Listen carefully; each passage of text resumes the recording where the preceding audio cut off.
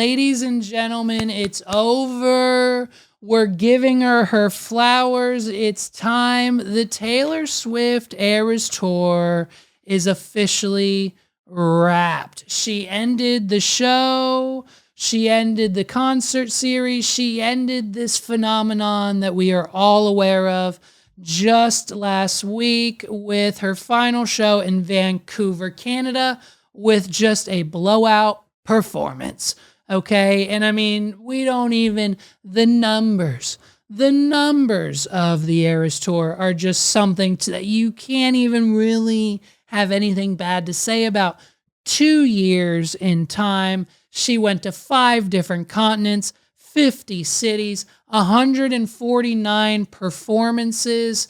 And my God, what a time to be alive. I mean, at one point, we called the Eras Tour, whenever she came to a city near you, the Taylor Swift effect, because the economy then went through the roof. People were coming in, people were getting hotel rooms, going to restaurants, tipping, buying things, concerts, outfits, alcohol, supplies, hotels, food, gas, everything you need within the city that Taylor Swift was in. And now we've got an uptick of, 50 to 100% to 100+% worth of sales at all of these different types of establishments, all thanks to the Eras Tour. What are we doing? Taylor Swift found love. I mean, she started out with one and ended with another. Okay, if we all remember when she started the Eras Tour, she was with a man named Joe.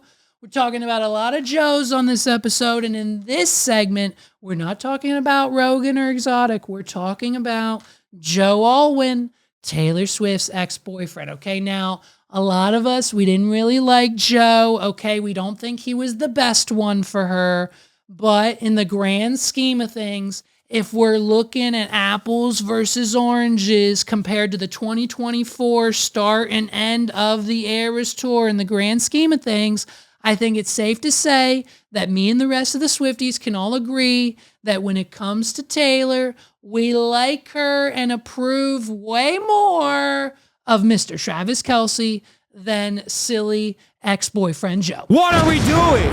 So we end the tour with Travis Kelce. Of course, he was there all throughout whenever he could. The infamous Tokyo show to the Super Bowl. We knew she'd make it. And hey, looking at the numbers, it looks like if they can pull it off again this week, the Chiefs might be headed to the Super Bowl again next year. What are we doing? And so with the Eras Tour now indefinitely over, we'll probably, if they do, we'll get another Taylor Swift appearance at the Super Bowl, which we need, because I think we all need to be distracted by Kendrick, that whole thing. Who knows what's going to go down? We're going to be tuning in. I don't know, but what I do know is I'd really love if Taylor Swift and Kendrick Lamar, if she is there, if the Chiefs go, they need to do the song that they did together, because then Drake would feel 1,000,000% validated. What are we doing? And that's the only reason, and because we would just love to see it. So there's multiple layers to the whole thing, but let's cross our fingers and pray that Taylor Swift inevitably ends up at the Super Bowl again this year. And of course, come February, we'll let you know. So the Eras Tour generated over $1 billion worth of revenue. 11 albums were in the tour, friendship bracelets. She took down Ticketmaster, dude, with this tour, a record-setting concert film.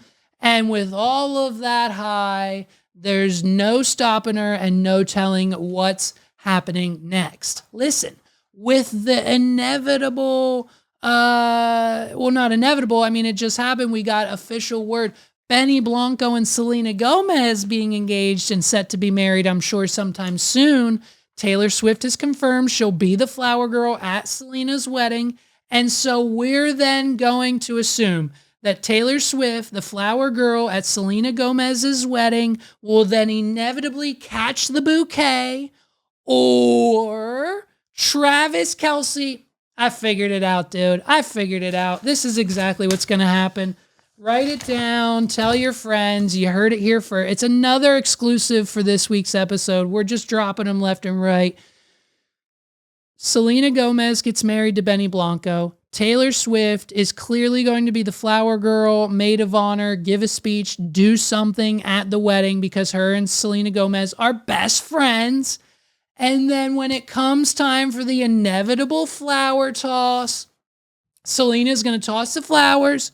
And then Taylor's going to be up in front getting ready to catch her because you know she's 8 feet tall. What are we doing? So she could easily get this thing. But then as soon as Selena throws the flowers, Travis Kelce comes in and intercepts the flowers like it's the winning Super Bowl touchdown pass from Mahomes and dives into the deep end for a touchdown. And then as he comes up, he pulls out a ring and says, "Marry me, Juliet. You'll never have to be alone." What are we doing?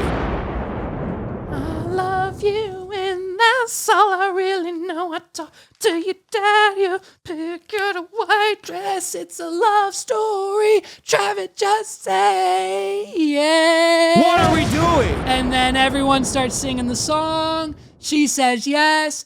And now Taylor Swift and Travis Kelce are engaged at Selena Gomez's wedding. You heard it here first. Mark my words. That will be the reality we all live through in probably the very, very near future.